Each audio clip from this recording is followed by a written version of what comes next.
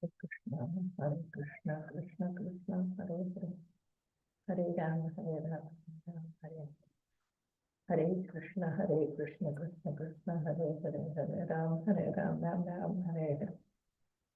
Hare Krishna, Krishna Krishna, Hare Hare, Hare Rama, Ram Ram, Hare Hare. Hare Krishna, Krishna Krishna, Hare Rama, Ram Ram, Hare Hare. Hare Krishna, Krishna Krishna, Hare Hare, Hare Rama, Ram Ram, Hare Hare. Hare Krishna, Krishna Krishna, Hare Hare, Hare Rama, Hare Hare. Hare Krishna, Krishna Krishna, Hare Hare Ram Ram, Hare Hare. Hare Krishna. భక్తులందరికీ స్వాగతం, సుస్వాగతం. రాధా గోవిందాలయం తరఫున అందరికీ కూడా స్వాగతం. హరే కృష్ణ, ప్రణామాలు. ఈరోజు మనము 12వ అధ్యాయం చెప్పుకోబోతున్నాము.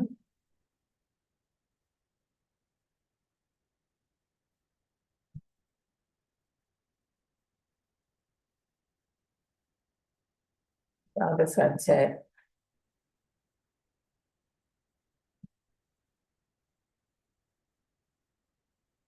నిన్నటి అధ్యాయంలో ఏం చెప్పుకున్నాము? నిన్నటి అధ్యాయంలో ఆఖరి శ్లోకాలు ఏం చెప్పుకున్నాము మనం?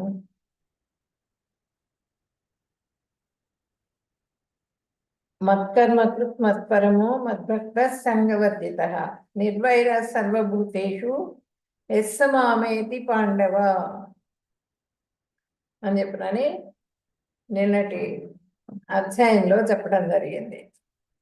అంటే ఒక ప్రియమైన అర్జున, నా విశుద్ధమైన ప్రేమయుక్త సేవలో నిమగ్నై ఉండువాడు కామ్యకర్మల యొక్కయు మానసిక కల్పనల యొక్కయు కాలుష్యం నుండి ముక్తుడై అంతఃకల్మషం నుంచి బయటపడిపోతాడు. పూర్తిగా కంటిన్యూస్గా నా సేవ ఎవరైతే చేస్తూ ఉంటారో వాళ్ళు అంతఃకల్మషం నుంచి బయటపడిపోయి పూర్తిగా నా సేవే లక్ష్యంగా ఎన్నుకుంటారు. అంటే కృష్ణ భగవానుడి సేవ మాత్రమే పరమావధిగా ఎంచుకుంటారు. పూర్తిగా 24/7 ఎప్పుడు కృష్ణ జపం జరుగుతూ ఉంటుంది, వాళ్ళకి చేస్తూ ఉంటారు. అలాంటి వాళ్ళు జీవులందరి పట్ల కూడా మైత్రిని కలిగి ఉంటారు. అన్ని జీవుల్ని కూడా సమానంగా చూస్తారు, పరమాత్మనే చూస్తారు. అన్నింటిలో కూడా మైత్రి కలిగి అంటే ప్రేమ కలిగి ఉంటారు వాళ్ళతో, మిగిలిన జీవులందరిలో కూడా, అందరితో కూడా. అట్లా ఎవరైతే ఉంటారో అట్లాంటి వాళ్ళు నన్ను తప్పకుండా చేరుకుంటారు అని చెప్పినని ఇక్కడ మనకి చెప్తున్నారు. అనాసక్తస్య విషయాన్ యదార్హముపయుజ్యతః నిర్బంధ కృష్ణ సంబంధే యుక్తం వైరాగ్యముచ్యతే. కృష్ణుడితో సంబంధం ఉంటే ఏ పనైనా సరే, కృష్ణుడితో సంబంధం ఉన్న పని చేయాలి మనం, అన్య కార్యాలు చేయకూడదు. అలా ఎవరైతే ఉంటారో అది కృష్ణ కర్మ అని పిలుస్తారు. దాన్ని కృష్ణుడి కోసం చేసేటువంటి పని అది అని చెప్పనని చెప్తున్నారు. మత్పరమః అని చెప్తున్నారు. మత్పరమః అంటే కృష్ణుడి సాహచర్యంతో అతని దివ్యధామంలో నివసించుటే జీవితం యొక్క పరిపూర్ణత. ఆ దివ్యధామంలో అంటే ఆ భగవంతుడి సేవలో, ఆ భగవంతుడి పాదాల దగ్గర సేవ, ఆ సేవలో అంకితం అయిపోవాలన్నమాట.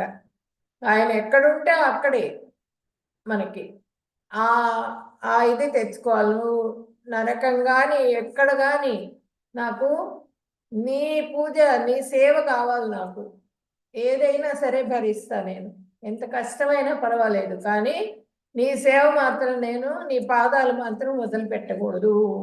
అదే కృష్ణ సేవ. ఆ ఎవరికైతే ఆ స్థితి వస్తుందో వాళ్ళని భగవంతుడు తన దగ్గరికి చేర్చుకుంటారు. ఇప్పుడు ఇక్కడ మనకి భౌతికంగా ఏదో కష్టాలు పడుతున్నాం.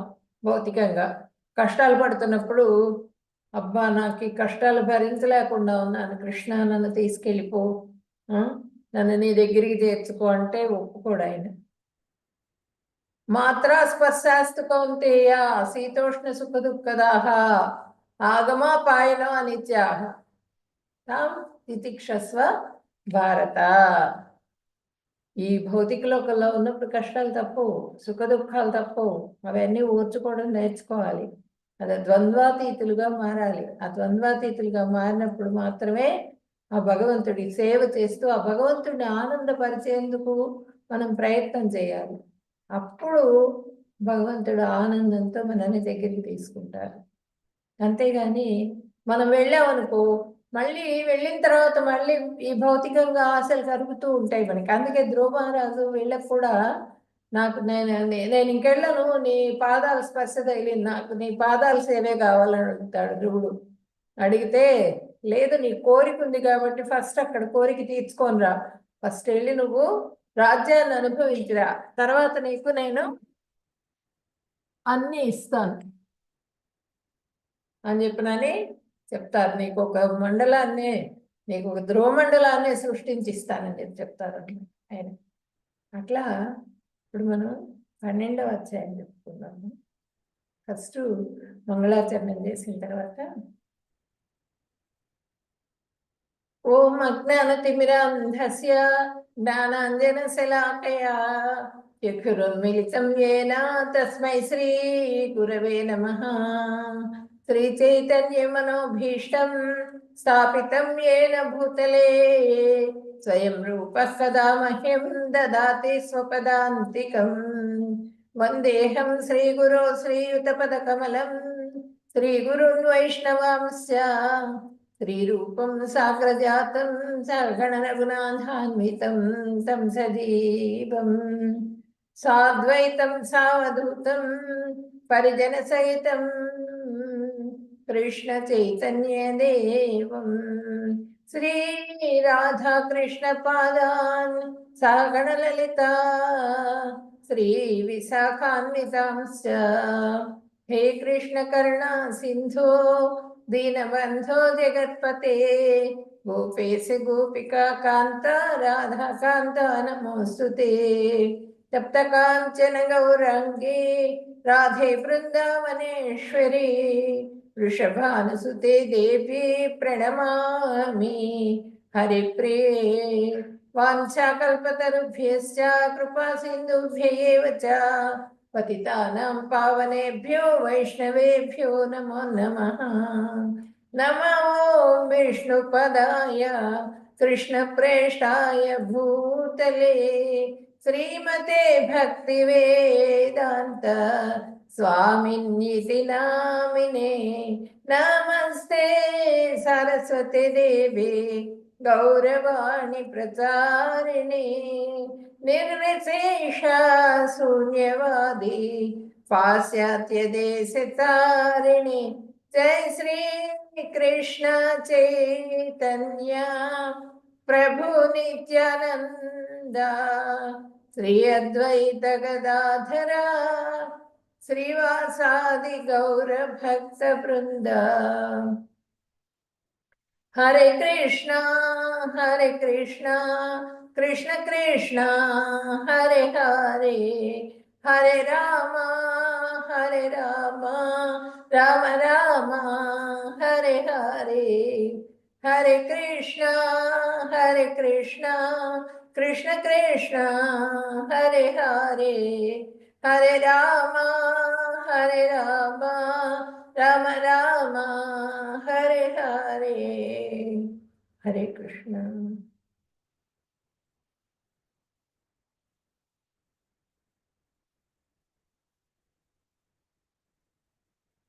ఇక్కడ మనకి భక్తి యోగం గురించి చెప్పుకున్నాం.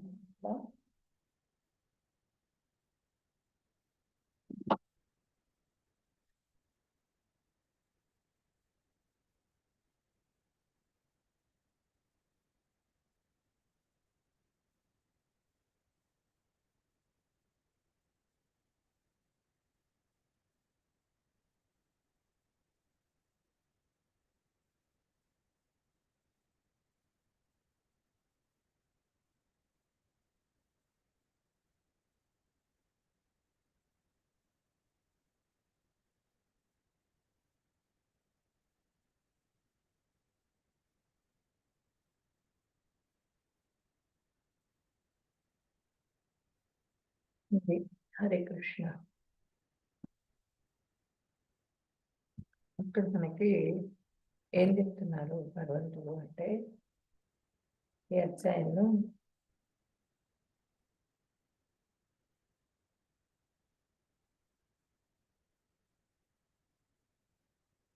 నిన్న విశ్వరూప సందర్శన యోగం అయిపోయింది, ఏకాదశ అధ్యాయం. ఇప్పుడు ద్వాదశ అధ్యాయం. ఈ అధ్యాయంలో భక్తి యోగం ఆచరించు యుద్ధం చెయ్యి అని చెప్తున్నారు భగవంతుడు. భక్తి యోగాన్ని ఆచరించు యుద్ధం చెయ్యి అని చెప్తున్నారు. తర్వాత సాకార ఉపాసన, నిరాకార ఉపాసన గురించి చెప్పుకుంటాం ఈ అధ్యాయంలోనే. భక్తి ఎందుకు మహత్తరమైంది అనే విషయాన్ని కూడా ఈ అధ్యాయంలో చెప్పుకుంటాం. భక్తి యొక్క మహత్తరమైన ఫలితాలు ఏంటి అన్నది కూడా చెప్పుకుంటాము. భక్తి యోగి అవ్వటం ఎట్లాగూ, ఏ విధంగా అవుతాం భక్తి యోగి, సామర్థ్యాన్ని బట్టి ఆధ్యాత్మిక సాధనలు ఎలా చేయాలో ఈ అధ్యాయంలో చెప్పుకుంటాం. వాళ్ళ దీన్ని బట్టి కృష్ణుని ప్రియమైన భక్తుల లక్షణం ఏంటి, భక్తుల లక్షణాలు ఏముంటాయి, ఎలా ఉంటాయి అనేది కూడా ఈ అధ్యాయంలో చెప్పుకుంటాం. ఆధ్యాత్మిక సాధనలు గొప్ప లక్షణాలకు దారితీస్తాయి. ఆధ్యాత్మికంగా ఎవరైతే సాధన చేస్తారో వాళ్ళకి వాళ్ళ మనస్తత్వం కూడా, వాళ్ళ లక్షణాలు, గొప్ప లక్షణాల వైపు దారితీస్తాయి. భక్తుల లక్షణాలు 32 లక్షణాలు ఉంటాయి అని చెప్తున్నారు ఇక్కడ. ఫస్ట్ మనకి సాకార ఉపాసన, నిరాకార ఉపాసన గురించి చెప్పుకుంటాం. శుద్ధ భక్తిని మనం ధ్యానం, జ్ఞానం, అభ్యాసం, నిష్కామ కర్మయోగం. ఇప్పుడు మనం 7వ అధ్యాయంలో ఏం చెప్పుకున్నాము, శ్రవణం గురించి చెప్పుకున్నాం. 7 నుంచి 9వ అధ్యాయం వరకు భగవతత్వం గురించి వివరించబడింది. తర్వాత 9వ అధ్యాయంలో మళ్ళీ మనం భక్తి యొక్క మహత్యం గురించి చెప్పుకున్నాం. తర్వాత 10వ అధ్యాయంలో మనకి భగవంతుడి ఐశ్వర్యం అంతా కూడా చెప్పారు. భగవంతుడు అంటే ఏంటి, ఆయన శక్తులు మొత్తం కూడా చెప్పడం జరిగింది. తర్వాత 11వ అధ్యాయంలో ఆ శక్తులన్నీ కూడా ఒకసారి నువ్వు చెప్పినవన్నీ చూడాలని ఉంది నాకని చెప్పినని అర్జునుడు అడుగుతారు. అడిగినప్పుడు పూర్తిగా విశ్వరూపాన్ని దర్శింపజేస్తారనమాట భగవంతుడు. నిన్నటి అధ్యాయం. తర్వాత ఇప్పుడు 12వ అధ్యాయం ఏంటంటే భక్తి యోగం. భక్తి యోగం గురించి ఇప్పుడు చెప్పుకుంటాం. కృష్ణుని శుద్ధ భక్తుల లక్షణాలు ఏంటంటే 32 లక్షణాలు ఉంటాయట శుద్ధ భక్తులకి.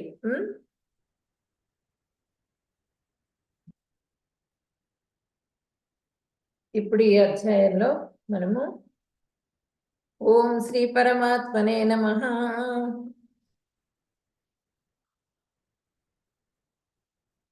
సెకండ్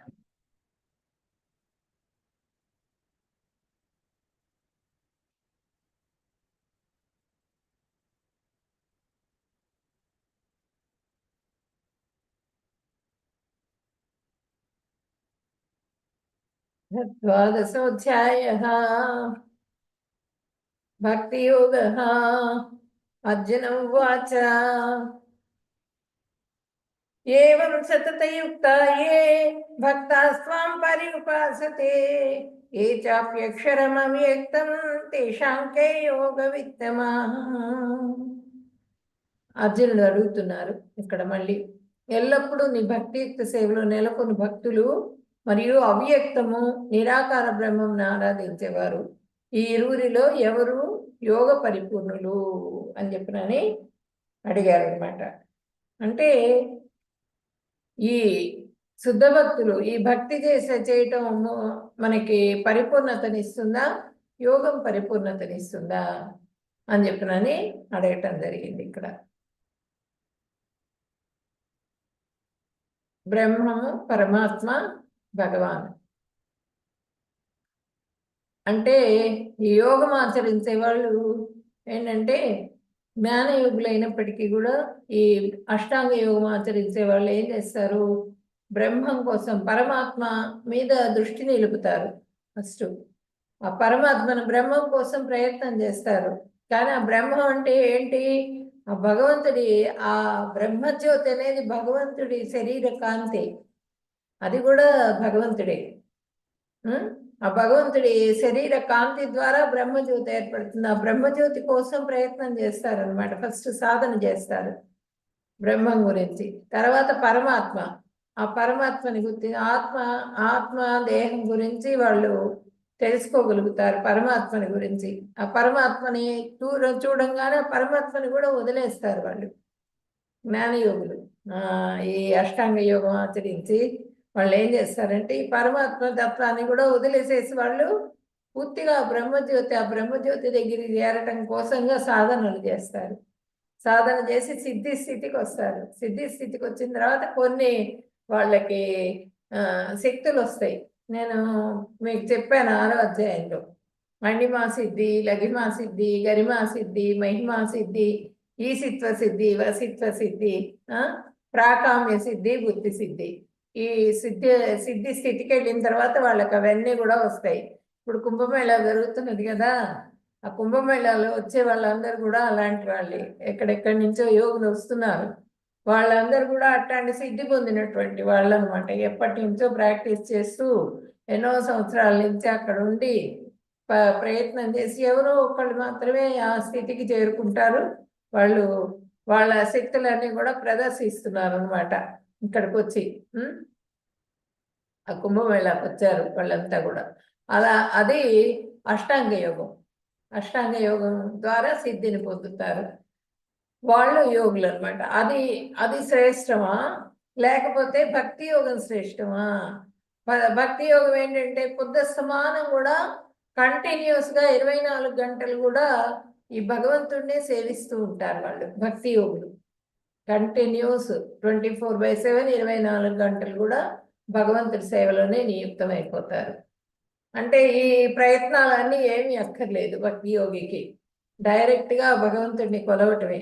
ఆ డైరెక్ట్గా కొలవటం ద్వారా వాళ్ళకి ఏంటంటే వాళ్ళకి ఇంద్రియాలన్నీ కూడా కంట్రోల్ అవుతాయి. ఆటోమేటిక్గా అన్నీ కూడా ఈ అష్టాంగ యోగి ఏవైతే ఆచరిస్తాడో అవన్నీ కూడా ఆటోమేటిక్గా మనకి 1 by 1 వచ్చేస్తాయి అన్నమాట.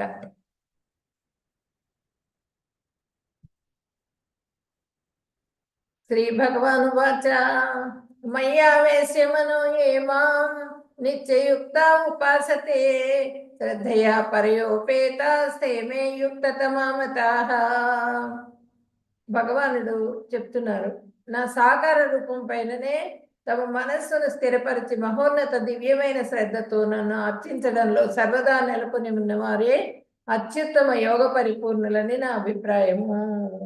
పూర్తిగా భగవంతుడి సేవ, తెల్లవారుజామున లేవటము, చక్కగా భగవంతుడికి అభిషేకం చేయటము, భగవంతుడికి అన్ని డ్రెస్ అదంతా వేయటము, జపం చేసుకోవటం, మెయిన్ జపం అనమాట. భగవంతుడి నామ జపం చేసుకోవటము, ఎప్పుడు ఆ మనసుని 24 hours కూడా భగవంతుడి కృష్ణ నామంలోనే నింపి ఉంచాలి. అలా ఎవరైతే శ్రద్ధతో అప్పుడు ఎట్లా చేస్తారు, ఇప్పుడు ఒక తల్లికి బిడ్డ మీద ఎట్లా చేసి ఉంటుంది, ఆ కడుపులో ఉన్నప్పటి నుంచి ఎంతో శ్రద్ధగా పెంచుతుంది బేబీని. కడుపులో ఉన్నప్పుడే ప్రేమ ఏర్పరచుకుంటుంది, ఏర్పడిపోతుంది. అది ఏర్పరచుకుండేది కాదు, ఏర్పడిపోతుంది. అది ఆ ఏర్పడిపోయి బిడ్డ యొక్క ప్రతి మూమెంట్ కూడా తల్లికి తెలుస్తూ ఉంటుంది. అలాగే పుట్టిన తర్వాత కూడా ఆ బిడ్డకి ఎప్పుడు ఆకలి అవుతుందనో తల్లికి తెలుసు, ఆ టైం ప్రకారంగా పాలిస్తూ ఉంటుంది. ఆ విధంగా మనం ఏ విధంగా అయితే ఒక తల్లి బిడ్డని ప్రేమిస్తుందో 24 గంటలు వాడిదే ధ్యాస కలిగి ఉంటుందో, అదే విధంగా మనము భగవంతుడి మీద ధ్యాస కలిగి ఉండాలి.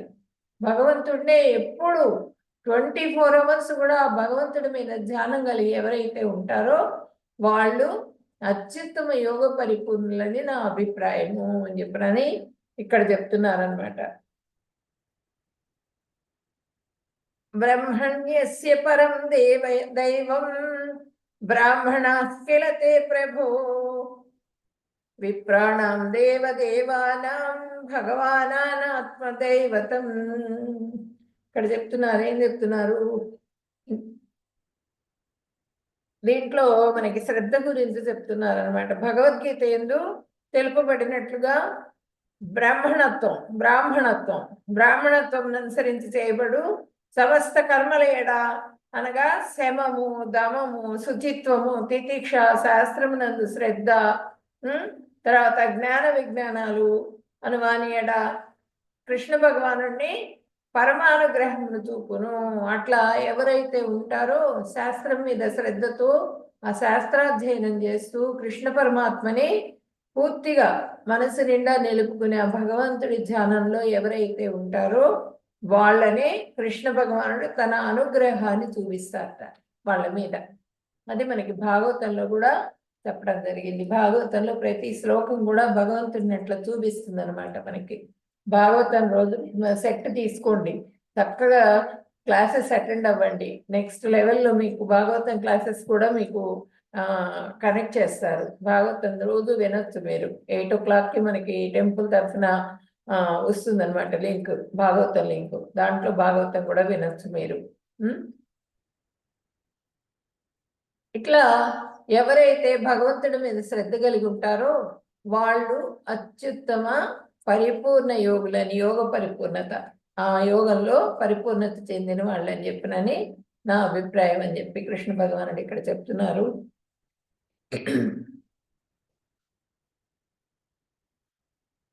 ఏత్వక్షరమనిజ్యేస్యం అవ్యక్తం పర్యుపాసతే సర్వత్ర గమకించ కూటస్థం అచలం ధ్రువం సంనియమ్యేంద్రియ గ్రామం సర్వత్ర సమబుద్ధయః తే ప్రాప్నువంతి మామేవ సర్వభూతహితే రతాః. భగవానుడు శ్రీ భగవాను వాచ ఇక్కడ భగవానుడు చెప్తున్నారు. కానీ ఇంద్రియాతీతము, సర్వవ్యాపకము, ఊహాతీతము, మార్పు లేని కథలని స్థిరమైన వ్యక్తీకరించబడని అంటే పరతత్వ నిరాకార భావనను పూర్తిగా ఆరాధించే వాళ్ళు సమస్త ఇంద్రియాల నియంత్రణ ద్వారా అందరి పట్ల సమభావం కలిగి అందరి సమక్షంలో అందరి సంక్షేమంలో నిమగ్నమై చివరికి నన్ను పొందుతారు. ఇట్లా ఇంద్రియాతీతంగా ఇంద్రియాలన్నింటిని కూడా కంట్రోల్ చేసుకుంటారు వాళ్ళు. ఈ అష్టాంగ యోగం అది అభ్యసించే వాళ్ళ సంగతి చెప్తున్నారు. మార్పు లేని కథలని స్థిరమైన వ్యక్తీకరించబడిన పరతత్వ నిరాకార భావనను పూర్తిగా వాళ్ళు నిరాకారాన్ని ఆరాధిస్తూ ఉంటారు. ఓం అంటూ ఉంటారు, ఆకారం అంటూ ఏది ఉండదన్నమాట. తర్వాత సమస్త ఇంద్రియాల నియంత్రణ ద్వారా ఆ ఇంద్రియాలన్నీ కూడా కంట్రోల్ చేసుకుంటారు. కంట్రోల్ చేసుకోవడం ద్వారా వాళ్ళు అందరినీ కూడా సమభావంతో చూస్తూ అందరి సంక్షేమంలో నిమగ్నమై చివరికి నన్ను పొందుతారు. చివరికి పూర్తిగా ఫస్ట్ పరమాత్మని ఆరాధిస్తారు. తర్వాత కొంత స్టేజ్ వరకు అంటే హృదయంలో ఉన్న పరమాత్మ, ఆ శరీరం వేరు, ఆత్మ వేరు, ఆ ఆత్మ జ్ఞానం కలిగేంత వరకు. ఆ తర్వాత అది కూడా వదిలేసి ఇంకొంచెం ముందుకెళ్తారు అనమాట. ముందుకెళ్ళి ఆ ఓంకారాన్ని, నిరాకారాన్ని ఆరాధిస్తూ వాళ్ళు పూర్తిగా దీంట్లోనే ఉండిపోయి సమాధి స్థితికి వెళ్ళిపోతారు. సమాధి స్థితికి వెళ్ళిపోయి వాళ్ళు ఇక్కడ బ్రహ్మరంధ్రం ఓపెన్ అయిపోతుంది, వాళ్ళు బ్రహ్మజ్యోతిలో లీనమవుతారనమాట. తర్వాత వాళ్ళు చివరికి నన్ను పొందుతారు. ఆఖరికి ఎప్పుడు ఆ బ్రహ్మజ్యోతిలో లీనమైన తర్వాత వాళ్ళు మళ్ళీ జన్మ తీసుకోవాల్సి వస్తుంది. ఎప్పుడు కానీ ఈ మానవుడుగా జన్మించి మనం భక్తి చేసుకుంటేనే భగవంతుడి సేవలో నియుక్తులం కాగలుగుతాం, భగవంతుడి దగ్గరికి వెళ్ళగలుగుతాం, ఆయన సేవ చేసుకోగలుగుతాం. ఇంకా ఏ జన్మలో ఏ లోకంలో ఉన్నా ఎక్కడికి వెళ్ళినా సరే మనకు ఇది లభించదు, భగవంతుడి సేవ భాగ్యం లభించదు. ఒక్క ఈ మానవ జన్మే ఎంతో ఉత్కృష్టమైందనమాట. కాబట్టి ఈ జన్మలోనే మనం చేసుకోవాలి, భగవంతుడి సేవ చేసుకోవాలి. కానీ ఈ యోగులు ఏంటంటే ఈ విధంగా అంటే రెండు పద్ధతులు అడిగారు కదా, రెండు పద్ధతుల గురించి కూడా చెప్పారు. భక్తి యోగి ఈ విధంగా ఉంటాడు, జ్ఞాన యోగి ఈ విధంగా ఉంటాడు అని చెప్పడం జరిగింది. ఇదేంటంటే అష్టాంగ యోగం, అష్టాంగ యోగం గురించి చెప్పారు ఇక్కడ.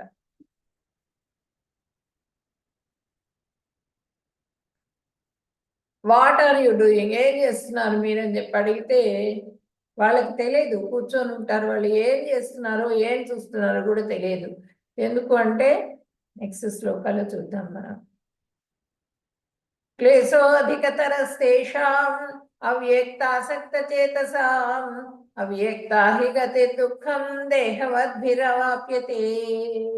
పరమ పురుషుని అవ్యక్త నిరాకార తత్వం పట్ల మనస్సును ఆసక్తమైన వారికి పురోగతి చాలా కష్టమనటతో కూడినది. ఆ విధానంలో పురోగతి సాధించడం దేహదారులకు ఎల్లప్పుడూ కష్టమే. ఇదేంటంటే ఈ విధంగా కొంతమంది మాత్రమే ఎక్కడో ఒక్కళ్ళు సక్సెస్ అవుతారు దీంట్లో. ఈ యోగాభ్యాసం ద్వారా సిద్ధి స్థితికి వెళ్ళేవాళ్ళు అందరూ వెళ్ళలేరు అనమాట. అదే చెప్తున్నారు ఇక్కడ. ఇది క్లేశో అధిక తరస్తేషా, ఇది చాలా కష్టతరమైనటువంటిది యోగం. ఇప్పుడు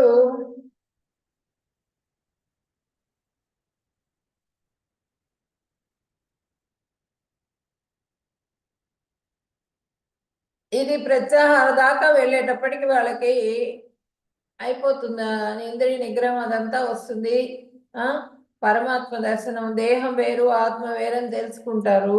తెలుసుకునేటప్పటికి ఇంక అయిపోయింది, యోగాభ్యాసం అయిపోయింది అనుకుంటారు. అక్కడికి వెళ్ళేటప్పటికి ఫెయిల్ అయిపోతారు చాలా మంది. అక్కడ దాకా వెళ్ళేటప్పటికే వాళ్ళకి చాలా కష్టం అయిపోతుంది. కష్టం అన్నమాట, కష్టతరమైనటువంటి కార్యక్రమం ఇది యోగాభ్యాసం అన్నది. అదేంటంటే ఈ అష్టాంగ యోగాన్ని ఆచరిస్తూ ఈ సిద్ధి స్థితి దాకా వెళ్ళే వాళ్ళు ఎక్కడో ఉంటారు. వాళ్ళు బ్రహ్మజ్యోతిని చేరుకుంటారు అనమాట. ఆ బ్రహ్మజ్యోతిని చేరుకోవటం కూడా అది కూడా నన్ను సేవించినట్టే అని చెప్తున్నారు ఆయన భగవంతుడు. ఈ రెండు దారులు ఉన్నాయి, కాకపోతే ఇది చాలా కష్టమైంది, ఇదేమో చాలా తేలిక.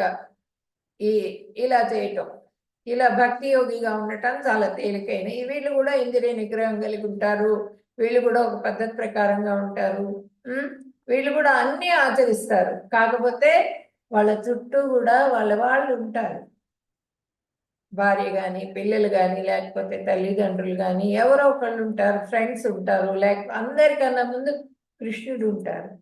ఆ కృష్ణ భగవానుడిని ఆ రూప సహితంగా సేవిస్తారు వాళ్ళు. ఆ రూప సహితంగా సేవించేటప్పటికి వాళ్ళకి చాలా తేలికైతుంది అనమాట ఆ భగవంతుడిని చేరుకోవటం. ఇది చాలా కష్టతరం. ఈ అష్టాంగ యోగం అన్నది చాలా కష్టం అన్నమాట. అదే చెప్తున్నారు ఇక్కడ, దుఃఖాన్ని కలుగజేస్తుంది. అవ్యక్తాహి గతి దుఃఖం దేహవద్భిర్ అవాప్యతే. దేహదారులకి ఎప్పుడు కూడా కష్టమే, ఇది దుఃఖాన్ని కలుగజేస్తుంది ఈ అష్టాంగ యోగం అన్నది. అంటే ఈ పద్ధతి ద్వారా వెళ్ళటం కష్టం అని చెబుతున్నారు. ఏతు సర్వాణి కర్మాణి మయి సన్యస్య మత్పరః అనన్యేనైవ యోగేన మాం ధ్యాయంత ఉపాసతే తేషామహం సముద్ధర్త మృత్యు సంసార సాగరాత్ భవామి న చిరాత్ పార్థ మయ్యామేసిత చేతసాం.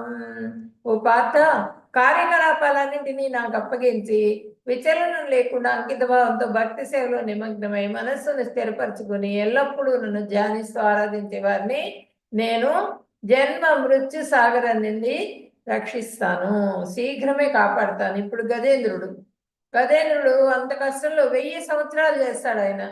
ఏంటంటే యుద్ధం దీంతో, ఈ ముసలితో ఒంట్లో శక్తి మొత్తం సన్నగిల్లిపోతుంది. సన్నగిల్లిపోయిన తర్వాత అప్పుడు భగవంతుడిని ప్రార్థిస్తారు. అప్పుడు కూడా మనకి గుర్తు రాదు. ఎందుకంటే మనం కష్టాల్లో పడ్డాం అనుకోండి, మనకి మొత్తం ఈ భవసాగరం మొత్తం కూడా మొసళ్ళతో నిండి ఉన్నది. దాంట్లో ఈస్తున్నాం మనం. ఈ కష్టాలనే మొసళ్ళు అవి వచ్చి మనల్ని పీడిస్తూ ఉంటాయి, పట్టుకుంటూ ఉంటాయి.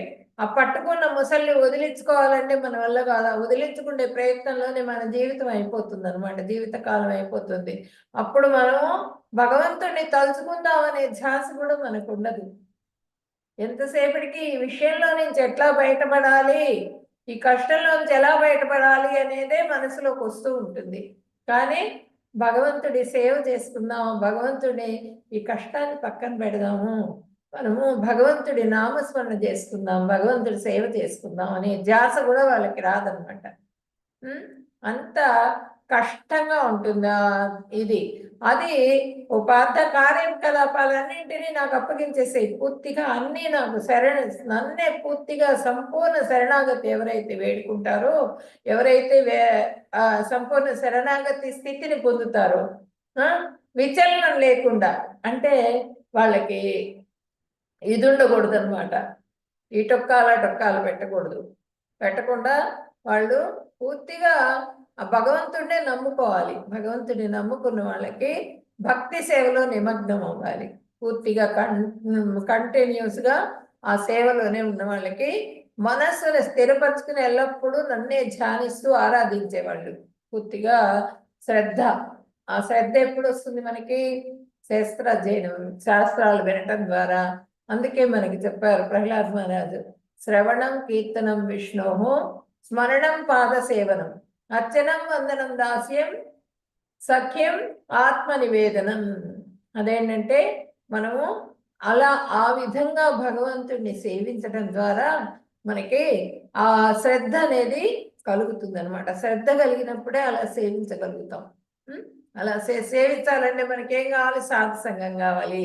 సాధు సంఘం తర్వాత ఒక గురువు లభిస్తారు. ఆ గురువు మంచి చెడు ఏ విధంగా మనం చేయాలి, జ్ఞానం ఏ విధంగా మనం జ్ఞాన దీపాన్ని వెలిగించుకోవాలన్నది మనకి గురువు ద్వారా తెలుస్తుంది. ఆ గురువు కృప లభించాలి. ఆ గురువు కృప లభించిన తర్వాత మనకి భగవంతుడు ఆనందపడి భగవంతుడి కృప లభిస్తుంది అనమాట. అది జన్మ మృత్యు సాగరం నుంచి రక్షించేవాడిని అవుతాను. పూర్తిగా ఇక్కడ గజేంద్రుడిని రక్షిస్తాడు. లాస్ట్కి ఆయనకి ఎలా గుర్తొస్తుంది? పూర్వ జన్మలో ఆయన చాలా భక్తుడు, ఇంద్రజిమ్నుడు చాలా భక్తుడు అనమాట ఆయన. అయితే శాపం మూలంగా గజేంద్రుడిగా పుడతాడు. కానీ ఆ లాస్ట్ స్టేజ్లో ఆయన గుర్తుకొస్తుంది. ఎందుకు? ఇట్లా చూడండి, గరుత్మంతుడు వచ్చేసారు, ఆ భగవంతుడిని ప్రార్థించాడు అనమాట ఈయన లాస్ట్లో. ఇంకా నాకు ఈ జీవితం వద్దు, గజేంద్ర స్థుతి. ఆ ప్రార్థన ద్వారా భగవంతుడు ఈ గజేంద్రుడికి ముక్తి కలిగించారు. మయి ఏవ మనాధస్వ మయి బుద్ధిం నివేశయ నివసిష్యసి మయేవా అత ఊర్ధ్వం న సంశయః.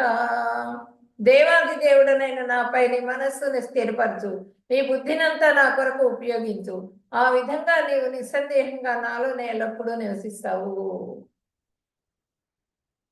నేను దేవాదేవుణ్ణి అని చెప్పినని నమ్మి ఆ మనస్సులో స్థిరపరచుకో అని చెప్తున్నారు. అంటే ఏంటంటే అక్రూరుడు వస్తాడు, అక్రూరుడిని పంపిస్తాడు. అక్రూరుడు చాలా రోజుల నుంచి అనుకుంటూ ఉంటాడు ఎట్లాగైనా కృష్ణ భగవానుడి దర్శనం, చాలా భక్తుడు అనమాట. అయితే నేను దర్శనం చేసుకోవాలని ఆయన కోరిక, ఒక్కసారి కృష్ణ భగవానుడిని దర్శించుకోవాలని. కంసుడు ఈయన్ని నియోగిస్తాడనమాట తీసుకుని రావడానికి, మధురకి తీసుకుని రావడానికి నందవ్రజం నుంచి. అప్పుడు అక్రూరుడు వెళ్తాడు. అయ్యో, నన్ను ఇటువంటి పనికి వినియోగించుకుంటున్నాడే కంసుడు, నేను ఇలా వెళ్లాల్సి వస్తుంది కృష్ణుడి దగ్గరికి అని చాలా బాధపడతాడు ఆయన అక్రూరుడు. సరే వెళ్ళి తీసుకొని వస్తారనమాట. తీసుకొని వచ్చేటప్పుడు పూర్తిగా అక్కడ దారిలో అందరూ కూడా సేవిస్తారు ఆయన కృష్ణ భగవానుడిని వస్తూ ఉంటే. కానీ ఇక్కడ కంసుడు ఏం చేస్తాడు? కంసుడు ఒక గజ ఏనుగు ఏనుగు చేత చంపిద్దామని చూస్తాడు. తర్వాత మల్లయోధుల్ని పెడతాడు, మల్లయోధుల చేత సంహరింపజేయాలని. అవన్నీ అయిన తర్వాత లాస్ట్కి కంసుడిని సంహరించడం జరుగుతుంది. అంటే భక్తుడేమో ఈ విధంగా ఉంటాడు, రాక్షస మనస్తత్వం ఆ విధంగా ఉంటుందన్నమాట. అది మనం అర్థం చేసుకోవాలి. దేవాదేవుడినైనా నా పైన నీ మనస్సు స్థిరపరచు. మనస్సు ఎవరైతే స్థిరంగా భగవంతుడి మీద పెడతారో, బుద్ధినంతా ఎవరైతే భగవంతుడి సేవ కోసం ఉపయోగిస్తారో, అలాంటి వాళ్ళు నిస్సందేహంగా భగవంతుడి పాదాల సేవకి నియుక్తులవుతారు. భగవంతుడి పాదాల దగ్గరే నివసిస్తారు వాళ్ళు. భగవంతుడి పాదాల నుంచి తల వరకు దర్శనం చేసుకోవాలి. దర్శనం చేసుకుంటూ మనము ఆ భగవంతుడి రూపాన్ని హృదయంలో మనం స్థిరం చేసుకోవాలి. స్థిరం చేసుకుని ఆ నామస్మరణ చేస్తూ ఉండాలన్నమాట. చేస్తూ ఉన్నప్పుడు మనం ఏది తింటున్నా కూడా ఫస్ట్ మనం భగవంతుడికి నివేదన చేయాలి అనేది మనకి స్ఫురిస్తుంది. టైం ప్రకారంగా మనము భగవంతుడికి నివేదన చేయటం, మనం తీసుకోవటము, భగవంతుడికి అలంకారం చేయటము, ఇవన్నీ చేయటం ద్వారా మనకి శ్రద్ధ, భక్తి ఇవన్నీ కూడా కాన్సన్ట్రేషన్ కుదురుతుంది మనకి భక్తి మీద. సాధన భక్తి. అధచిత్తం సమాధాతుం న శక్నోషి మయి స్థిరం అభ్యాస యోగేన తతో మామిచ్ఛాప్తుం ధనంజయ. ఓ అర్జున, ఓ ధనంజయ, నీ మనస్సును విచలనం లేకుండా నా మీద స్థిరపరచలేకపోతే అప్పుడు నీవు భక్తి యోగ నియమాలను అనుసరించు. ఈ విధంగా నన్ను పొందే కోరికను పెంచుకో. ఇప్పుడు ఇక్కడ ఏం చెప్తున్నానంటే, నీకు రాగాత్మిక భక్తి, తర్వాత వైదీ భక్తి. వైదీ భక్తి అంటే ఏంటంటే అది ఐశ్వర్య రూపంలో కొలుచుకో. ఐశ్వర్య రూపంలో అంటే ఏంటి? ఐశ్వర్య రూప భక్తి అదేంటంటే రూల్స్ అండ్ రెగ్యులేషన్స్. ఇప్పుడు ఐశ్వర్య రూపంతో కొలిచింది ఎవరంటే అక్కడ దేవకీదేవి. రూల్స్ అండ్ రెగ్యులేషన్స్, ఒక కుర్చీ వేయటం, ఆత్మానానికి నీళ్లు పెట్టడం, కాళ్ళు కడగటం, ఆ భగవంతుడికి, ఇవన్నీ ఐశ్వర్య రూప భక్తి అనమాట. ఆమె తల్లి అయినప్పటికీ కూడా అలా సేవిస్తుంది ఆమె. కానీ ఇక్కడ మాధుర్యం, వాత్సల్యం ఎక్కడంటే గోపాలులు, గోప బాలికలు, ఇక్కడ యశోదామాత వాత్సల్యం ఆమె. రా కృష్ణ కూర్చో, ఒళ్ళో కూర్చోబెట్టుకుంటుంది ఆయన్ని. చక్కగా తను తినే కంచంలోదే అన్నం పెడుతుంది, వెన్న తీసి పెడుతుంది, చేత్తో అలా తీసి పెట్టేస్తుంది. ఒక వెండి ప్లేట్ పెట్టి, వెండి ప్లేట్ ఎక్కడుందని వెతకటానికి వెళ్ళదు ఆమె, ఆ చేత్తో తీసి పెట్టేస్తుంది. రాగాత్మికం అనమాట అది. అదేంటంటే, ఓ ధనంజయ, అట్లా కొలవలేకపోయినావు అనుకో, నువ్వు ఇలా కొలువు. నువ్వు నియమాల ప్రకారంగా కొలువు. శాస్త్రం ప్రకారంగా నియమాలు ఉంటాయి కదా, ఆ నియమం ప్రకారంగా నువ్వు కొలువు. సాధన చెయ్యి. లేదు అంటే గనక ఇలా అయినా సరే, రెండిట్లో ఏ రకంగా తీసుకున్నా సరే నేను తృప్తి పడతాను. రెండు విధాలు ఉన్నాయి. ఆ రెండు విధాల్లో నీ ఇష్టం. నువ్వు ఏ విధంగా సాధన చేస్తే ఆ విధంగా నేను నీకు దగ్గర అవుతాను అని చెప్పనని చెప్తున్నారనమాట. అర్జునుడు చాలా భక్తుడు. ఆయన మన కోసం చెప్తున్నారు ఇదంతా కూడా. ఈ సాధన భక్తి అంతా కూడా మన గురించి. నిష్కామ కర్మయోగం. అభ్యాప్యేప్య సమతోసి మత్కర్మ పరమో భవ మదర్థమపి కర్మాణి కుర్వన్ సిద్ధిమవాప్స్యసి. భక్తి యోగ నియమాలను నీవు అభ్యాసం చేయలేకపోతే నా కోసమే పనులు చేయటానికి ప్రయత్నం చెయ్యి. నీవు ఆ నియమాలు కూడా అభ్యాసం చేయలేకపోయావు. 16 మాలలు చేయటం కానీ, పొద్దున్నే లేచి మంగళహారతి అటెండ్ అవ్వటం కానీ, ఇవన్నీ కూడా నీవు ఆ నియమాలన్నీ పాటించలేకపోయినప్పుడు నువ్వేం చేయాలి? నా కోసం పని చెయ్యి. నువ్వు ఏ పని చేసినా కూడా ఆ పనిలో నన్ను తలుచుకుంటూ, కృష్ణనామం జపం చేసుకుంటూ ఆ పని చెయ్యి. నా కోసం పని చెయ్యి. ఇప్పుడు ప్రతి వ్యక్తి కూడా సంపాదన ఉంటుంది. ఆ సంపాదనలో కొంత భాగాన్ని భగవంతుడి సేవకు వినియోగించాలి. భగవంతుడి టెంపుల్స్ కట్టించడానికి కానీ, భగవంతుడి సేవలు చేస్తూ ఉంటారు. ఆ సేవలకు కానీ దేనికైనా సరే ఇంత అని చెప్పినని దాన్ని మనం వినియోగించాలి, అలా చేయాలి. లేదు, భక్తియుక్త సేవ చేయటం వల్ల నీవు పరిపూర్ణ స్థాయిని చేరుకోగలవు. ఆ విధంగా మనము ఈ అంటే కొన్ని విధానాలు చెప్పారు. ఇప్పుడు భక్తితో నువ్వు చెయ్యి, తెల్లవారుజాము లేచి చక్కగా మంగళహారతి అటెండ్ అవ్వు, శాస్త్రాధ్యయనం చేయి, శాస్త్రాలు విను. వీటికన్నిటికీ నా మనసు నిలబట్టేది, నాకు టైం లేదు, వెళ్ళిపోతున్నాను, నేను సంపాదించుకోవాలి, వెళ్ళాలి అని చెప్పి నన్ను ఉద్యోగాలకు వెళ్ళిపోతూ ఉంటారు, పరిగెత్తుతూ ఉంటారు. అలాంటి వాళ్ళు ఏం చేయాలంటే వాళ్ళు ఆ ఉద్యోగం ఇది చేసేటప్పుడు కూడా వాళ్ళు కృష్ణనామ స్మరణ, కృష్ణుడిది తలుచుకుంటూ ఉండాలి, కృష్ణనామాన్ని తలుచుకుంటూ ఉండాలి. తర్వాత వాళ్ళు సంపాదించిన సంపాదనలో ఫలితం వస్తుంది కదా, ఆ ఫలితాన్ని భగవంతుడికి కొంత భాగమైనా సరే గొప్ప చెప్తూ ఉండాలన్నమాట. అది నిష్కామ కర్మయోగం. ఆ ఫలితం ఆశించకుండా చేసేది నిష్కామ కర్మయోగం అన్నమాట. దీన్ని ఏంటంటే మనకి కర్మ మిశ్రమ భక్తుడు అంటారు. అంటే కర్మ 90% కర్మ చేస్తారు, చేసి వాళ్ళు 10% భక్తి చేయగలుగుతారు. అది కర్మ మిశ్రమ భక్తుడు అంటారు వాళ్ళని. Working for Maya, I will buy a big cell phone, తర్వాత టీవీ, ఇవన్నీ కూడా చుట్టుపక్కల మనకి గౌరవం కోసం ఎదురు చూడటము, వాళ్ళకన్నా ఎక్కువ ఉండాలనుకోవటం, వాళ్ళకన్నా పెద్ద టీవీ కొనుక్కోవాలి, వాళ్ళకన్నా ఫ్రెండ్ కన్నా ఎక్కువ పెద్దది సెల్ ఫోన్, ఇంకా ఎక్కువ ఎక్కువ కాన్ఫిగరేషన్ ఉన్నది తీసుకోవాలి, ఏ కంప్యూటర్లు తీసుకోవాలి, అవి తీసుకోవాలి, ఇవి తీసుకోవాలి.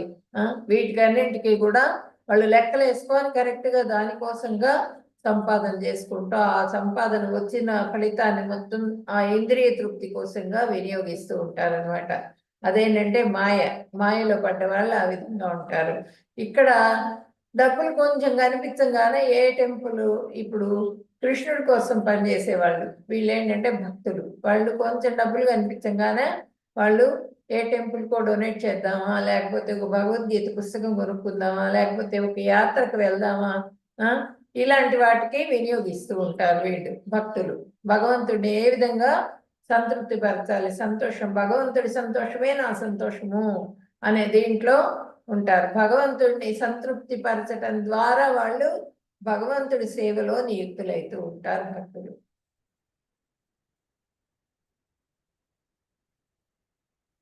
సకామ కర్మ. అధైతదప్యసక్తోసి కర్తుం మద్యోగమాశ్రితః సర్వకర్మ ఫలత్యాగం తతః కుర్యాత్మవాన్. నీవు నా కొరకే భక్తితో పని చేయలేకపోతే, భక్తితో నువ్వు పని చేయలేకపోతున్నావు, ఆ భక్తితో చేసే సేవలన్నీ కూడా ఏవి చేయలేకపోయినప్పుడు నీ కర్మ ఫలాల్ని త్యాగం చేయి. ఇప్పుడు నేను చెప్పాను కదా, ఆ కర్మలు ఏదైనా పనులు చేస్తే ఆ ఫలితాన్ని త్యాగం చేయి. ఏమి చూడండి, ఫలాలన్నీ కూడా ఆ ఫలితం ఆశించకుండా భగవంతుడికి ఇచ్చేస్తున్నది. ఫ్రూట్స్ అన్నీ కూడా మామూలుగా అమ్ముకుండే, పండ్లు అమ్ముకుండే డబ్బులు ఇస్తే పండ్లు ఇస్తుంది. కానీ ఇక్కడ కృష్ణుడి దగ్గరికి వచ్చేటప్పటికి తీసుకోనైనా నీకు ఇష్టమైన పండ్లన్నీ తీసేసుకో, ఇవి నీకోసమే తీసుకొచ్చానని ఇచ్చేస్తాను. అట్లా ఫలితం ఆశించకుండా కూడా కర్మ చేయాలి. ఫలాల్ని త్యజించుటకు ఆ ఫలితం ఆశించకుండా ఉండటం, దాన్నే ఆత్మ నిగ్రహం కలవాడై ఉండటకు ప్రయత్నించాలన్నమాట. మనం ఫలితం ఆశించకుండా చేయాలంటే ఏ పని చేసినా కూడా మనం ఏమొస్తుంది మనకి, వాడికి హెల్ప్ చేస్తున్నాం, వాడి దగ్గర నుంచి ఏమొస్తుంది అని ఆలోచిస్తాం. ఒకళ్ళకి ఏదైనా హెల్ప్ చేస్తున్నా కూడా అలా ఆలోచించకూడదు. మనకు ఆ సేవా భాగ్యం దొరికింది అని చెప్పి అనుకొని చెయ్యాలి. మనం ఫలితం ఆశించకూడదు. భగవంతుడి దగ్గర అయినా సరే, భగవంతుడి సేవ చేసేటప్పుడు మనము కోరికలు కోరకూడదు. ఈ కోరిక, ఆ కోరిక, అది ఉంది, అవన్నీ ఉంటూ ఉంటాయి, వస్తూ ఉంటాయి, వెళ్ళిపోతూ ఉంటాయి, జీవితం జరిగిపోతూనే ఉంటుంది. ఎప్పుడు ఏది ఎక్కడ కావాలో అవన్నీ కూడా అరేంజ్ అయిపోతూనే ఉంటాయి. అవన్నీ మనం కోరుకోకూడదు. కోరుకోకుండా భగవంతుడిని తృప్తిగా మనం సేవిస్తూ ఉన్నప్పుడు మనకు కూడా ఆనందం కలుగుతుంది. అది మనకి స్టోర్ అయిపోతూ ఉంటుంది అనమాట. మనకి పుణ్యం అడగకూడదు, మనము పుణ్యం కూడా కోరుకోకూడదు. పుణ్యం కావాలి అని చెప్పినాను కోరామనుకోండి, మళ్ళీ జన్మ ఉంటుంది. ఆ లోకాలకు వెళ్తాం, పుణ్యలోకాలకు వెళ్తాం, మళ్ళీ పుడతాం, మళ్ళీ ఇక్కడ జన్మ తీసుకోవాల్సి వస్తుంది. జన్మరాహిత్యం ఎప్పుడు అంటే ఏది అడగకుండా భగవంతుడిని కోసినప్పుడు మాత్రమే జన్మరాహిత్యం వస్తుంది మనకి.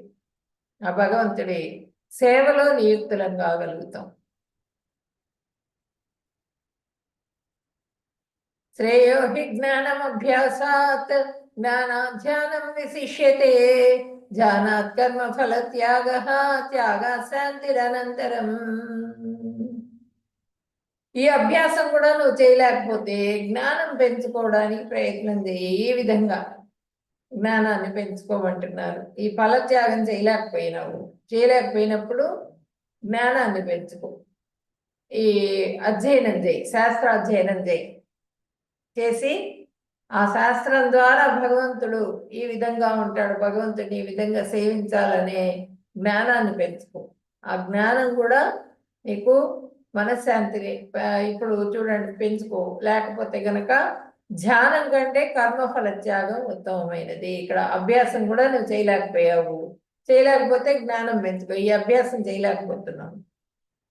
చేయలేకపోయినప్పుడు జ్ఞానం పెంచుకో. అష్టాంగ యోగం అన్నది ఆచరించు. అష్టాంగ యోగం ఆచరిస్తూ అది ఆ భగవంతుడి జ్ఞానం అంటే ఏంటంటే పూర్తిగా వాళ్ళు తపస్సు అనమాట. భగవంతుడి తపస్సులో నిమగ్నం అవ్వమంటున్నారు. ఆ జ్ఞానం కూడా కాలేదు, తర్వాత ధ్యానం చేయమంటున్నారు. ఆ ధ్యానం అంటే ఇట్లా అష్టాంగ యోగం చేస్తూ ధ్యానం చేయటం. ఆ ధ్యానం కూడా కాలేదు, జ్ఞానం కంటే కూడా కర్మఫలాలు త్యాగం చేయాలి. ఇట్లా ఫలితం ఆశించకుండా భగవంతుణ్ణి సేవించాలి. ఇది త్యాగం.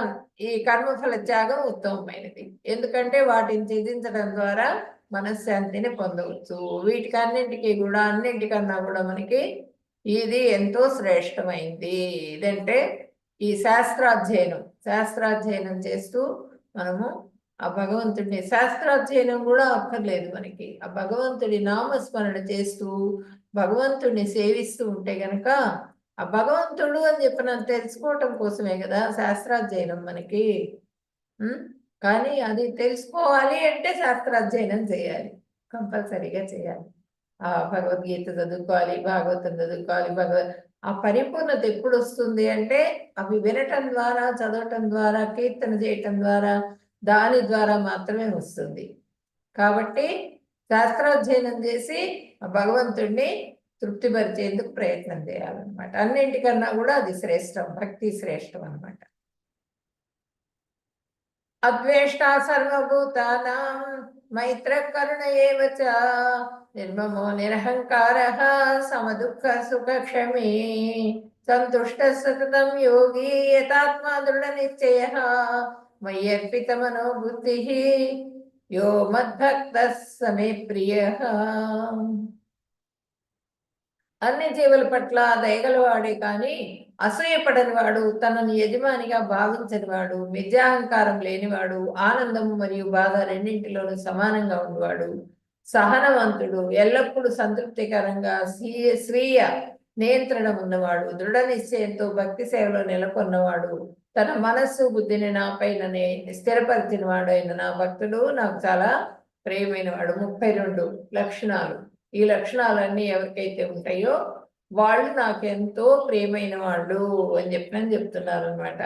జీవుల పట్ల దయ కలిగి ఉండాలి. మనం వెళ్తూ ఉంటాము, మనకేమి తోచదనమాట. అక్కడ ఏదైనా కుక్క లాంటిది ఏదైనా పడుకొని ఉంటే దాన్ని కర్రతోనో రాయితోనో విసిరేస్తాం దాని మీద. మనం కడుపు నిండా అన్నం తింటాము, అది ఓని ఏడుస్తూ ఉంటుంది వాకిట్లో కూర్చొని. దానికి ఆకలి అయితే ఉంటుంది. జీవరాశులు వాటికి కొంచెం, ఇప్పుడు ఎండాకాలం వస్తున్నది, కొంచెం నీళ్లు అక్కడ పెట్టడం, పిట్టలు అవి తాగడానికి, వాటికి కొంచెం ధాన్యం వేయటం, ఇవన్నీ దయ, ఆ జీవుల పట్ల దయ అనమాట. తర్వాత జీవుల పట్ల దయ కలిగి ఉండాలి, స్నేహితుడుగా ఉండాలి, వాటితో మిత్రత్వంతో ఉండాలి. అంతేగాని వాటిని సంహరించి వాటిని నాలుక రుచి కోసం వాటిని తిందామని చెప్పినని వాటిని హింస చేయకూడదు అనమాట. తనను యజమానిగా భావించన్నాడు. నేనే గొప్పవాడిని, నేను యజమానిని అని చెప్పినని కింద వాళ్ళందరినీ కూడా అదమాయిస్తూ వాళ్ళని హింస పెడుతూ ఉంటారు అనమాట. యజమాని మనకందరికీ యజమాని భగవంతుడు, అది తలుచుకోవాలి మనం. భావించన్నాడు. అహంకారం ఉండకూడదు. నేను చాలా పదవిలోకి వెళ్ళాను, నేను చాలా గొప్పవాడిని అనేటువంటి అహంకారం ఉండకూడదు. తర్వాత ఆనందము మరియు బాధ రెండింటిలోనూ సమముగా ఉండేవాడు. సుఖం వస్తుంది, సంతోషం వస్తుంది, దుఃఖం వస్తుంది. సంతోషం వచ్చినప్పుడు చాలా ఆనందపడిపోయి, దుఃఖం వచ్చినప్పుడు ఇంకా దుఃఖంలో కుంగిపోతూ భగవంతుడిని కూడా ద్వేషిస్తూ ఉంటారు. అలా ఉండకూడదు, సమానంగా ఉండాలి. రెండు మాత్రా స్పర్శాస్తు కౌంతేయ శీతోష్ణ సుఖ దుఃఖద ఆగమాపాయన అనిత్య స్థాం తితిక్షస్వ భారత అంటే మాత్రా స్పర్శాస్తు కౌంతేయ ఎప్పుడు వస్తూ పోతూ ఉంటాయి ఇవి. ఈ చలికాలం, ఎండాకాలం, ఇవన్నీ కూడా సుఖ దుఃఖాలు, ఇవన్నీ కూడా చలికాలం, ఎండాకాలం లాంటివి, వర్షాకాలం, అవన్నీ కూడా వచ్చిపోతూనే ఉంటాయి. అలాగే మానవ జీవితం కూడా ఈ భౌతికంగా మనం జన్మించినప్పుడు ఈ భూమిలో ఉన్న ప్రతి జీవికి కూడా కష్టం అనేది ఉంటుంది. పూర్తిగా సుఖమే ఉండదు, కొంత కష్టం ఉంటుంది, కొంత సుఖం ఉంటుంది. కష్టం వచ్చినప్పుడు కుంగిపోకూడదు, సుఖం వచ్చినప్పుడు విపరీతంగా పొంగిపోకూడదు. రెండింటికి కూడా సమాన స్థితిలో ఉండాలి. ఆత్మ నియంత్రణ ఉన్నవాడు, దృఢ నిశ్చయంతో భక్తి సేవలో నెలకొన్నవాడు. దృఢ నిశ్చయం కంటిన్యూస్ గా ఎప్పుడు తప్పకుండా నేను 16 రౌండ్స్ చేయాలి, ఈరోజు ఈ టైం నుంచి ఈ టైం లోపల నేను 16 రౌండ్స్ చేయాలి అని చెప్పినాను. ఒక శ్రద్ధ, ఒక నిశ్చయం పెట్టుకోవాలి, ఒక నిర్ణయం తీసుకోవాలి. ఆ నిర్ణయం ప్రకారంగా మనము ఎప్పుడు కూడా ఆ నిశ్చయాన్ని మనం దాటకుండా ఆ పనిని కంప్లీట్ చేస్తేనే వేరే పనికి వెళ్ళాలి. అట్లా భక్తి సేవలో ఎవరైతే నెలకొంటారో తన మనస్సు బుద్ధిని నాపైనే స్థిరపరిచినవాడు. మనస్సును బుద్ధిని రెండు కూడా ఆ భగవంతుడి మీదే నిలపాలి. నా భక్తుడు నాకు చాలా, ఇలాంటి లక్షణాలు ఎవరికైతే ఉంటాయో వాళ్ళందరూ నాకు ఎంతో ప్రియమైన వాళ్ళు అని చెప్తున్నారు. ప్రభుపాదులు వారిని చూపిస్తున్నారు ఇక్కడ. యస్మాన్నో ద్విజితే లోకాన్నో ద్విజితే చేయ హర్షభయోద్వేగైః ముక్తో సత్యమే ప్రియ. ఏ ఒక్కరికి బాధ పెట్టినవాడు, ఎవరి చేత ఉద్వేగమునకు గురి కానివాడు, సుఖాల్లో బాధల్లో ఒకేలాగా ఉంటూ భయము ఆందోళన రహితంగా ఉన్నటువంటి నా భక్తులు నాకు చాలా ప్రియమైన వాళ్ళు. ఇప్పుడు ప్రభుపాదులు వారు ఆయన 70 years ఏజ్, ఓల్డ్ ఏజ్ లో కూడా ఆయన ఆ గురువు గారి ఆదేశాన్ని తీసుకుని అమెరికాకు వెళ్ళారు. వెళ్ళేటప్పుడు ఏం తీసుకెళ్లారు, ఒక ట్రంక్ పెట్టా, 40 రూపాయల డబ్బులు ఉన్నాయి అంతే ఆయన దగ్గర. కార్గో షిప్ లో వెళ్ళారు. కార్గో షిప్ అంటే ఏంటంటే అది చాలా వస్తువులు వాటిని అన్నింటినీ రవాణా చేసే షిప్. ఆ షిప్ లో మనుషులు ఎవరు కూడా వాళ్ళు జర్నీ చేయలేరు. అది చాలా సముద్రంలో వెళ్ళేటప్పుడు ఎక్కువ ప్రకంపనలు ఎక్కువగా ఉంటాయి, ఇట్లా కదిలిపోతూ ఉంటుంది అనమాట. నిదానంగా వెళ్తుంది. ఆ దాంట్లో జర్నీ చేసేటప్పుడు ఆయనకి 2 times హార్ట్ అటాక్ వచ్చింది. 2 times హార్ట్ అటాక్ వచ్చినప్పటికీ కూడా ఆయన వెనక్కి మళ్ళలా. ఎన్నో అవమానాలు జరిగినాయి. అమెరికా వెళ్ళిన తర్వాత ఆయనకి ఒక స్థిర నివాసం లేదు. పార్కులో ఉన్నారు, ఒక కార్ షెడ్ లో ఉన్నారు. ఎంతమంది ద్వారానో అవమానాలు జరిగినాయి. ఆహారం, సరైన ఫుడ్ లేదు అక్కడ, చలి, అట్లాంటివన్నీ కూడా ఓర్చుకున్నారు. ఎందుకు ఓర్చుకున్నారు అంటే ఆ కృష్ణ చైతన్యాన్ని అందరికీ కూడా పంచటం కోసం. ఆ గురువు గారి ఆదేశం మీద దృఢ సంకల్పంతో వెళ్ళారు. ఎట్లాగైనా సరే నేను దీన్ని సాధించాలి అని. అట్లా వెళ్ళి ఎన్ని 108 టెంపుల్స్ ని కట్టించారు. ఒక ఇల్లు కట్టుకోవడానికి, దాన్ని మనం ప్లాన్ చేసుకోవడానికి అల్లాడిపోతూ ఉంటాం. చిన్న కష్టం వస్తే మనము దుఃఖపడుతూ దాంట్లోనే మునిగిపోతూ ఉంటాం. అన్ని ఓర్చుకొని అంత సహనంగా ఉండి అంత ఓర్పుతో మొత్తాన్ని ఆ గురువు గారి ఆదేశాన్ని ఆయన ఆ ఆదేశంలో విజయాన్ని సాధించగలిగారు. అలాంటి వాళ్ళు ఆయన ఆచార్యులు. అందుకే అలాంటి వాళ్ళ అడుగుజాడల్లో మనం నడవాలి. ఇప్పుడు మనం ఈ క్లాసెస్ అటెండ్ అవుతున్నామంటే ఆ అడుగుజాడల్లో నడవటం ద్వారా మనము వారిని ఆదర్శంగా తీసుకోవాలి. తీసుకుని వారిని సేవించడం ద్వారా మనము భగవంతుడికి దగ్గర కాగలుగుతాం అన్నమాట. అలాంటి వాళ్ళు మాత్రమే నాకెంతో ప్రియమైన వాళ్ళు అని చెప్పనని భగవంతుడు చెప్తున్నారు. నాకు కష్టం వచ్చేసింది కృష్ణ, ఈ పాదసేవ చేస్తుంటే నాకు కష్టంగా ఉంది, నేను వెళ్ళిపోతున్నాను, నేను హాయిగా ఇంట్లో ఉంటే నేను అన్ని రకాలు చేసుకోవచ్చు, తినొచ్చు, నాలికని కంట్రోల్ చేసుకోవాల్సి వస్తున్నది. ఇక్కడికి వస్తే ఏవి సినిమాలు ఏవి చూడలేకపోతున్నాను, టీవీ చూడలేకపోతున్నాను, భగవద్గీత క్లాసులు భాగవత క్లాసులు ఎందుకు వచ్చింది ఇది, హాయిగా అవన్నీ చేసుకుంటే సరిపోతుంది కదా అనుకున్నాం అనుకోండి, ఇక్కడే మళ్ళీ మళ్ళీ జన్మ మృత్యు జర వ్యాధి దీన్ని అనుభవిస్తూ ఆహార నిద్ర భయం మైదును ఈ నాలుగింటిలో కూడా మనం కష్టపడుతూ ఇక్కడే ఉండాలన్నమాట. భగవంతుడి ధామానికి చేరుకోలేము, భగవంతుడిని సేవించలేము, నిత్య సేవకులుగా మారలేము. అనపేక్ష సుచిర్దక్ష ఉదాసీనో గతం యథః సర్వారంభ పరిత్యాగి యో మద్భక్త సమే ప్రియ. సాధారణ కార్యకలాపాలను ఆశ్రయించని వాడు, పవిత్రుడు, దక్షత కలవాడు, ఉదాసీనుడు, కలతలు లేకుండా మరియు అన్ని వ్యవహారాలలో స్వార్థ చింతన లేకుండా ఉన్నటువంటి నా భక్తుడు నాకు ఎంతో ప్రియమైన వాడు. స్వార్థం, నాకేం వస్తుంది, నాకేం ఇస్తావు నువ్వు, నేను ఈ పని చేస్తాను. చిన్నపిల్లలప్పటి నుంచి నేర్పిస్తాం మనం, ఒరే నీకు ఇది ఇస్తారా, నువ్వు అది కంప్లీట్ చేసావంటే నీకు ఇది లంచం. చేయకూడదు అట్లా, పిల్లలకి అసలు చిన్నప్పటి నుంచి అలవాటు చేయకూడదు. నువ్వు ఇది ఇస్తే ఇది చేస్తాను అనేది వాడి మనసులో స్థిరపడిపోతుంది అనమాట. పెద్దవాడైనా కూడా వాడు ఏది వస్తుంది నాకు, ఇది చేస్తే ఫలితం ఏంటి అనేది ఆలోచిస్తూ ఉంటాడు, ఫలితం కోసం ఎక్కువగా ఆలోచిస్తూ ఉంటాడు. ఇది నా బాధ్యత అనుకొని వాళ్ళు చేయరు అనమాట, వాళ్ళు చేయాల్సిన కర్మలు కూడా. అట్లాంటివి సాధారణ కార్యకలాపాలను ఆశ్రయించని వాడు. పవిత్రుడు, దక్షత అంటే ఏంటంటే వాళ్ళు ఇది నేను చేయాలి, నా బాధ్యత అనుకొని చేసేవాళ్ళు అనమాట. ఈ భౌతిక కార్యకలాపాల మీద ఉదాసీనంగా ఉండేవాళ్ళు, వాటినంతా పట్టించుకోరు అనమాట. సుఖ దుఃఖాలు కానీ, మాన అవమానాలు కానీ, ఏ ఆనందం వచ్చింది ఓ పొంగిపోవటం, వీటన్నింటికి కూడా ఉదాసీనులుగా ఉంటారు. కలతలు వచ్చినా ఏమొచ్చినా సరే వాటిని మాత్రా స్పర్శాస్తకం ఉంటేయ అని చెప్పారు కదా, అట్లా పూర్తిగా ద్వంద్వాతీతులుగా అయిపోతారు అనమాట. అలా ఎవరైతే ఉంటారో వాళ్ళు నాకెంతో ప్రియమైన వాళ్ళు అని చెప్తున్నారు ఇక్కడ. యో నృష్యతి ద్వేష్టి శోచతి కాంక్షతి శుభాశుభ పరిత్యాగి భక్తి మాన్య సమే ప్రియ. ఇక్కడ చూడండి ప్రహ్లాద్ మహారాజును చూపిస్తున్నారు. ప్రహ్లాద్ మహారాజు ఎంత బాధలు పడ్డా కూడా ఆయన ఆ నారాయణ స్మరణ మాత్రం వదిలిపెట్టలే ఆయన. అలాంటి వాళ్ళు జనులు, భక్తితో నిండి ఉన్నవారు నాకు చాలా ప్రియమైన వాళ్ళు. ఎవరైతే నా భక్తిని, నన్ను పూర్తిగా మనసు నిండా కొలుస్తారో వాళ్ళు నాకు ఎంతో ప్రియమైన వాళ్ళు అని చెప్తున్నారు. ఏది కూడా ఇప్పుడు సర్పాలు వస్తాయి, సర్పాలపై చేత కనిపించబనేటప్పటికి ఆ సర్పాలు వస్తాయి కానీ కరవలేవు అవి, ఆ భగవంతుడు కనిపిస్తారు వాళ్ళకు కూడా. ఏనుగు వస్తుంది, ఏనుగు రాగానే అక్కడ నారాయణుడిని చూడంగానే వెనక్కి వెళ్ళిపోతుంది. ఆ నామస్మరణలో ఉన్నటువంటి శక్తి అటువంటిది, ఆ భగవంతుడిలో ఉన్నటువంటి శక్తి. మనం అంబరీష్ మహారాజ్ స్టోరీ కూడా విన్నాం కదా. అంబరీషుడిని శపిద్దామని చూసేటప్పటికీ ఆ సుదర్శన చక్రం కూడా ఒప్పుకోలా, వచ్చి ఎంబడి పడ్డది దుర్వాసుడు ఎంబడి.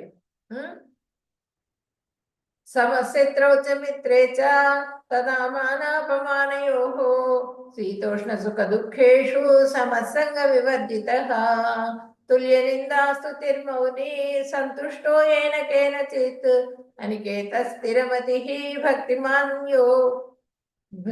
భక్తిమాన్ మే ప్రియో నరః. శత్రుమిత్రులతో సమభావంతో ఉండేవాళ్ళు. గౌరవం, అగౌరవం, వేడి, చలి, ఆనందం, బాధ, కీర్తి, అపకీర్తి, ఏది కలిగినా సరే సమాన భావం కలిగి ఉండాలన్నమాట.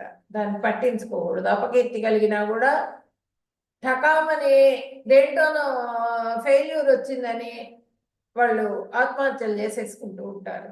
చిన్న పిల్లల దగ్గర నుంచి తక్కువ మార్కులు వచ్చినాయనో, లేకపోతే సీట్ రాలేదనో, లేకపోతే అవన్నీ కాదు. మనకి మానవ జన్మ ఇచ్చింది ఎందుకు? మనం మానవ జన్మ ఇచ్చింది భగవంతుడి భక్తి చేసుకుంటూ, ఆయనకి తృప్తిపరుస్తూ, ఆయన దగ్గరికి చేరుకోవటం కోసంగా ఈ మానవ జన్మ ఎన్నో జన్మలు మనం కష్టపడి తెచ్చుకున్నాం, ఇక్కడికి వచ్చాం, ఈ స్టెప్కి చేరినప్పుడు భౌతికంగా ప్రతి వ్యక్తికి కూడా ఏదో ఒక రకమైన కష్టం ఉండనే ఉంటుంది. కానీ దాన్ని పట్టించుకోకూడదు. దాన్ని పట్టించుకోకుండా దాన్ని పక్కన పెట్టి భగవంతుడు సేవ చేసుకుంటూ నెక్స్ట్ స్టెప్కి వెళ్ళేందుకు ప్రయత్నం చేయాలన్నమాట. ఎల్లప్పుడూ మౌనంగా ఉండాలి. మౌనంగా ఉంటే ఆ కృష్ణనామ స్మరణ చేసుకుంటూ ఉండాలి. దేనితో అయినా సరే సంతృప్తి, ఏదో కొంత లభించినప్పుడు దాంతో సంతృప్తి పడాలి. ఇప్పుడు వీళ్ళు దేవ గోస్వామి వాళ్ళందరూ కూడా ఏదో కొంచెం పిండి దొరికితే ఆ పిండిలో ఉప్పు కూడా లేకుండా చేసుకుని ఆ రొట్టె చేసుకుని అదే నివేదన చేసి అదే వాళ్ళు తీసుకునేవాళ్ళు. వాళ్ళందరూ ఆచార్యులు మనకి. వాళ్ళందరూ అంటే మనకి ఏది లభిస్తే ఇంకా ఇంకొంచెం ఎక్కువ వస్తే బాగుండేది అనుకునేటప్పటికి దుఃఖం వచ్చేస్తుంది. ఆ ఎక్కువ అనే మాట తలుచుకోకుండా నీకు ఏదైతే ఉందో దాంతో తృప్తిపడు. ఎవరిని పట్టించుకోని వాడు. అంటే చుట్టుపక్కల అందరూ కూడా మనకి అన్ని సర్వరకాల వాళ్ళు ఉంటారు. వాళ్ళందరినీ కూడా పట్టించుకుంటూ వాడట వీడు ఇట్లా చెప్పుకుంటూ కూర్చున్నాం అనుకోండి, మన కాలం అంతా వ్యర్థం అయిపోతుంది. అలా ఉన్న వాళ్ళకి జ్ఞానంలో స్థిరపడిన మరియు భక్తి సేవలో పూర్తిగా మనము భగవంతుడి సేవకే వినియోగించాలి. ప్రతి నిమిషం కూడా మనము ఆ కృష్ణ సేవ కోసంగా ఎవరైతే వినియోగిస్తారో వాళ్ళు నాకు ఎంతో ప్రియమైన వాళ్ళు అని చెప్పినని భగవంతుడు చెప్తున్నారు. ఏతు ధర్మ్యామృతమిదం ఏదోక్తం పర్యుపాసతే శ్రద్ధదానా మత్పరమా భక్తాస్తే అతీవ మే ప్రియాః. భక్తి యోగమును ఈ అమృత మార్గాన్ని అనుసరించుతూ నన్నే పరమ లక్ష్యంగా చేసుకుని పూర్తిగా భక్తిలో నెలకొని ఉండువారు నాకు అత్యంత ప్రియమైన వారు. ఇలా కుచేలుడు ఈయన చిన్నతనం నుంచి ఆ భగవంతుడితో ఫ్రెండ్షిప్ చేశారు, ప్రేమతో ఉన్నారు. ఆ విధంగా ఒక్కసారి భగవంతుడిని చూడాలని ఎంతో దూరం నుంచి, అప్పుడు మనకు ఉన్నట్లుగా ప్రయాణ సౌకర్యం కూడా లేదు, నడుచుకొని రావాలి. అంత నడిచి నడిచి నడిచి నడిచి వచ్చి ఆ భగవంతుడిని సేవించుకోవటం, చూడటం కోసంగా వచ్చారు ఆయన. ఫ్రెండ్షిప్, ఆ ప్రేమతో. అందుకని ఆయనకి భగవంతుడి దగ్గరయ్యి తనే సేవ చేశారు. ఎదురెళ్ళి పిలుచుకొని వచ్చి ఉచితాసనం ఇచ్చి ఆయనకు కావలసిన ఏర్పాట్లన్నీ చేసి చక్కగా సేవ చేసి ఆయనకు ఐశ్వర్యాన్ని ఇచ్చి పంపించారు కుచేలుడికి. అలాంటి వాళ్ళంటే నాకెంతో ఇష్టమైన వాళ్ళు అని చెప్తున్నారు ఇక్కడ. భాగవతంలో 9 రకాల భక్తిని చెప్పారు.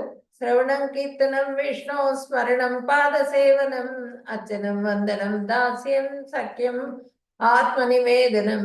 ఒక భక్తుడు 9 రకాల భక్తులలో దేనినైనా సాధన చేయొచ్చు. శ్రవణం చేయొచ్చు, వినొచ్చు, లేదు కీర్తనం చేయొచ్చు, కీర్తన చేసుకుంటూ ఉండొచ్చు అనమాట.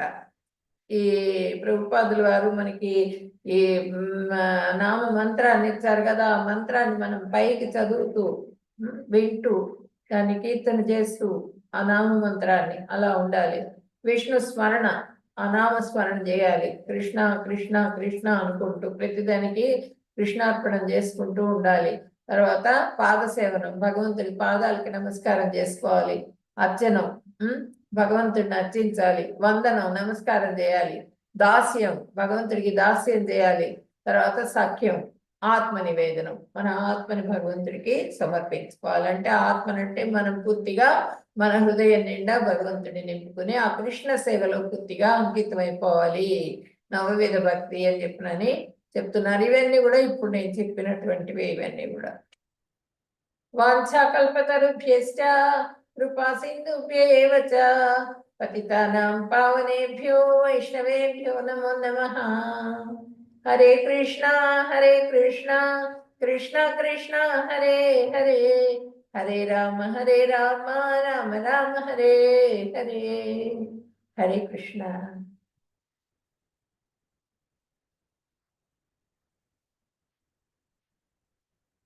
ఎవరికైనా డౌట్స్ ఉన్నాయండి ఈరోజు చాప్టర్ లో? హరే కృష్ణ.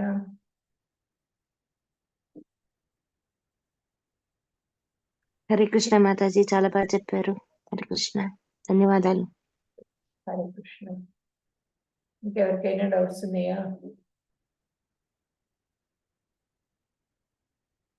ఓకే, డౌట్స్ లేకపోతే క్లాస్ అటెండ్ చేసేస్తున్నాను.